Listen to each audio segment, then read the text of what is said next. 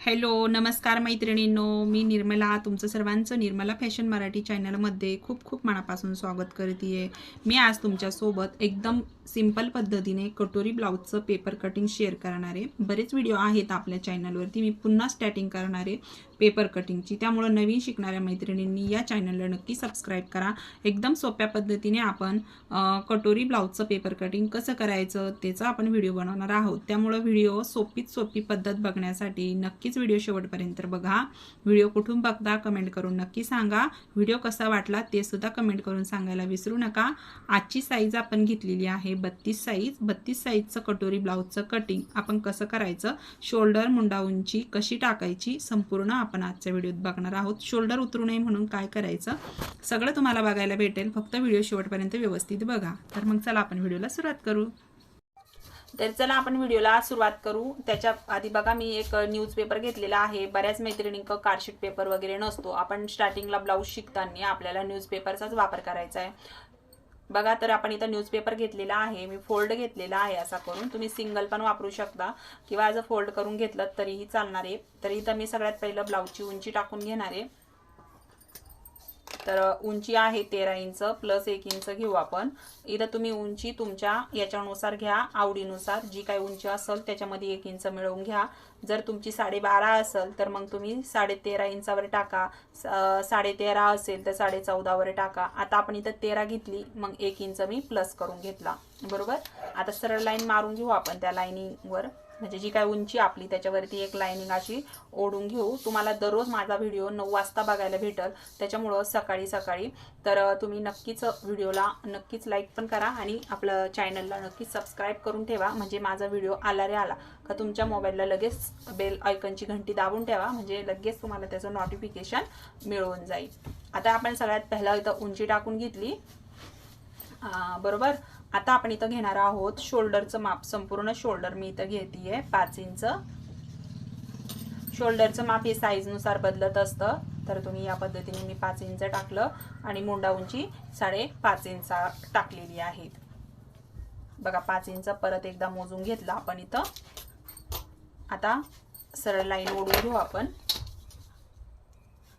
एकदम सोपी पद्धत आहे, सहज तुम्ही कटिंग करू शकता. इथं तुम्हाला जास्त गणित मांडायचं गरज नाहीये. 5 इंच शोल्डर घेतलं, 5.5 इंच मुंडा उंची घेतलेली आहे. आता या ठिकाणी इथं आपल्याला टाकायचं आहे छातीचा चौथा भाग. बघा, 32 साईजची छाती आपण इथं घेतलेली आहे. तर 32 साईजचा चौथा भाग किती येतो? 8 इंच येतो. 8 चोक 32. हे बघा. तर आपण 8 इंचावर मार्क करून घेतलं. त्याच्यानंतर शिलाई मार्जिन तुम्ही आवडीनुसार ठेवू शकता. 1.5 इंच किंवा 2 इंच असं ठेवून घ्यायचं. आता त्याच्यानंतर इथं लाईन ओढून घेऊ आपण एक. हे बघा, सरळ लाईन ओढून घेतली का आपण इथं खाली सुद्धा एक सरळ लाईन ओढून घ्यायची. त्याच्यानंतर मी एकदम जवळून दाखवायचा प्रयत्न करते तुम्हाला. कॅमेरा पण आपण इथं जो आहे जवळून हे केलेला आहे. त्याच्यानंतर जी मुंडा लाईन आहे ती आपण इथून टाकून घ्यायची आहे. तर मी इथून 1.5 इंचावर मार्क करून घेते. ही एकदम सोपी पद्धत आहे. मी परत एकदा सांगते, याच्यामध्ये तुम्हाला काहीच गणित वगैरे कुठलं काही करायचं नाहीये. माझे जुने व्हिडिओ बघितले तर तुम्ही एकदम प्रोफेशनल पद्धतीने सुद्धा कस्टमरचे ब्लाऊज घेऊन ब्लाऊज स्टिच करू शकता. आता हे नवीन शिकणाऱ्या मैत्रिणींसाठी मी ही जास्त खोलवर माहिती न देता एकदम सिंपल पद्धतीने आपण आजची कटिंग बघणार आहोत, जेणेकरून तुम्ही सहजपणे ब्लाऊज कटिंग करून तुमचं ब्लाऊज स्टिच करू शकता. इथून आपण घेतलं 1.5 इंच. म्हणजे हे काय झालं आता बॅक पार्ट. सगळ्यात पहिलं मी बॅक पार्ट काढून घेणार आहे आणि त्याच्यानंतर तुमच्याबरोबर फ्रंट पार्ट शेअर करणार आहे. बघा, इथून शोल्डर पट्टी तुमची ध्यानात ठेवायची किती घ्यायची तुम्हाला. किंवा आपण सगळ्यात सोपी पद्धत गाळा रुंदी टाकून घ्यायची. इथं 2 इंच 2 इंच गाळा रुंदी टाकून घेतली. तर शोल्डर पट्टी बघा इथं किती राहिली. बघा, 3 इंच. तर 3 इंच शोल्डर पट्टी राहिल्यानंतर याच्यामध्ये अर्धा इंच शिलाई मार्जिन जाईल. तर आपलं इथं किती राहील शोल्डर पट्टी? 2.5 इंच. असं ध्यानात ठेवायचं. आता आपण 2 इंच गळा रुंदी घेतलेली आहे. तुम्ही 2.25 इंच पण घेऊ शकता. तर 2 इंच आपण ठेवली आहे. आता हा पाठीमागचा गळा आहे आपला. पाठीमागचा गळा किती आहे तो टाकून घ्यायचा आहे. जसं मी आता 10 इंचावर मार्क केलं, जेवढा आहे तेवढा. आणि खालच्या साईडला 2.5 इंच बॉक्स काढून घ्यायचा 2.5 इंचावर. हे बघा, आणि या पद्धतीने इथून गोलगाळ्याचं मार्क करून घेतलं. तुम्ही तुमच्या आवडीनुसार गाळा सुद्धा घेऊ शकता. आता आपण हे कट करून घेऊ. तर हा बॅक पार्ट आपण इथं कट करून घेऊ. व्हिडिओला लाईक केलं नसेल तर लाईक करा आणि चॅनलवर नवीन असाल तर चॅनलला नक्कीच सबस्क्राईब करा. बघा हा बॅक पार्टचा मोंड्याचा आकार काढला. अजून आपल्याला फ्रंट पार्टचं कटिंग करायचं आहे. बघा किती सुंदर आपला हा बॅक पार्ट झालेला आहे. त्याच्यानंतर हा गाळा सुद्धा आपल्याला कट करायचा आहे. त्याच्या पहिला आपण काय करू, फ्रंट पार्टसाठी आता जे आपल्याला कटिंग करायचं आहे त्याच्यासाठी आपण दुसरा पेपर घेऊ. इथं बघा मी दुसरा पेपर घेतला. त्याच्यावरती आपण हा बॅक पार्ट ठेवून आता जसंच्या तसं मार्किंग करून घेऊ.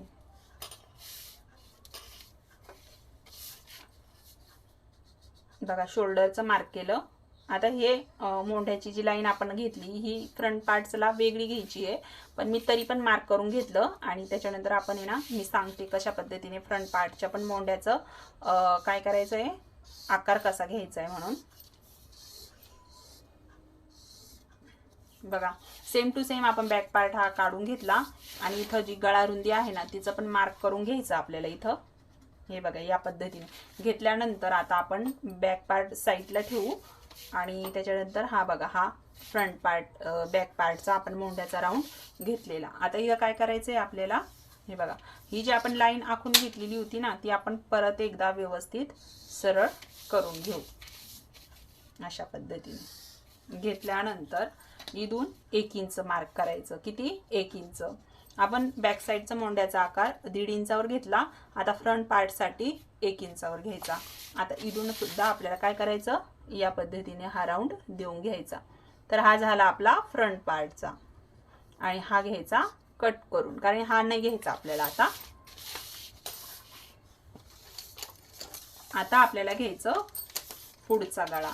तर पुढचा गळा तुम्ही तुमच्या आवडीनुसार जेवढा आहे तेवढा घ्या. मी इथं घेतीये 6.5 इंच. शिवून हा गळा 6 इंच तयार होईल. आणि गळा रुंदी सुद्धा मी ओपन 2.5 इंच ठेवतीये. हे बघा 2.5 इंच गळा रुंदी ओपन ठेवतीये. आता बॉक्स काढून घ्यायचा आपल्याला. इथं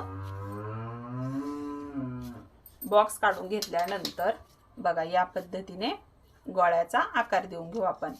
गोल गळ्याचा आकार देऊन घेतलेला आहे आपण. आता आपण येऊ योकपट्टीकडं. मी योकपट्टी जी आहे ती घेतीये 2 इंच. 2 इंच योकपट्टी घेतली आपण आणि या पद्धतीने लाईन ओढून घेऊ. लाईन ओढून घेतल्यानंतर आपल्याला इथे पावणे इंच शेप द्यायचा आहे आपल्याला योकपट्टीला. बघा 1.5 इंचानी अशा पद्धतीने हा शेप देऊन घ्यायचा आहे.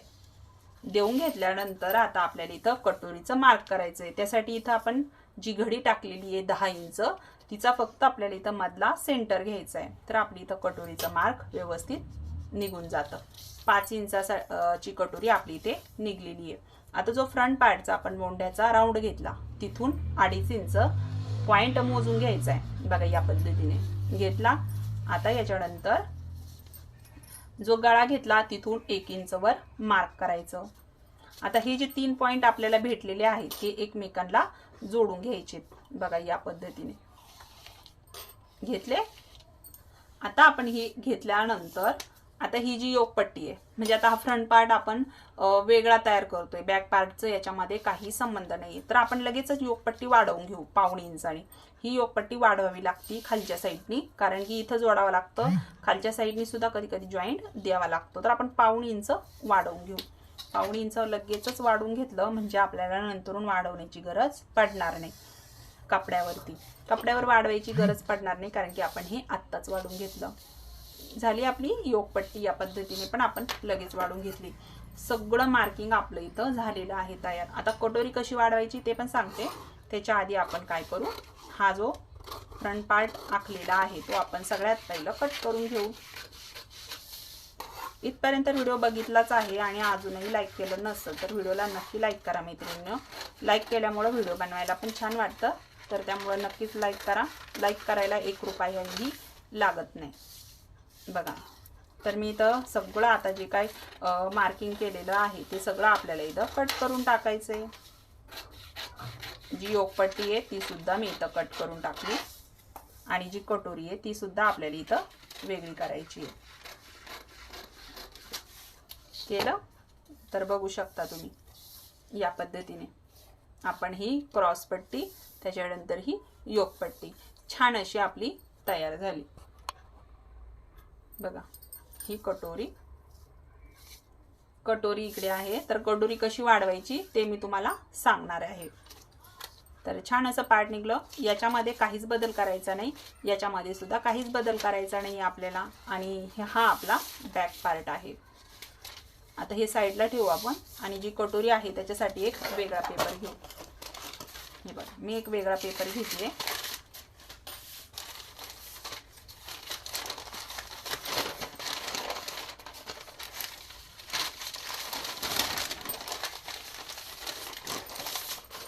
बघा आता ही कटोरी आपल्याला काय करायचं, जशीच्या तशी आखून काढायची आहे.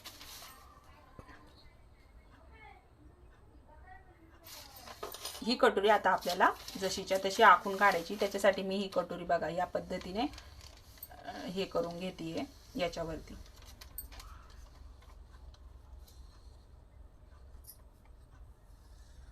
ज्याही मैत्रिणी कटिंग करून ब्लाऊज स्टिच करतील त्यांनी कमेंट करून नक्की सांगा तुम्हाला ब्लाऊज कसा बसला म्हणून. नक्कीच ट्राय करा. सुरुवातीला तुम्हाला एखादा कॉटनचा जुना ब्लाऊज पीस घ्यायचा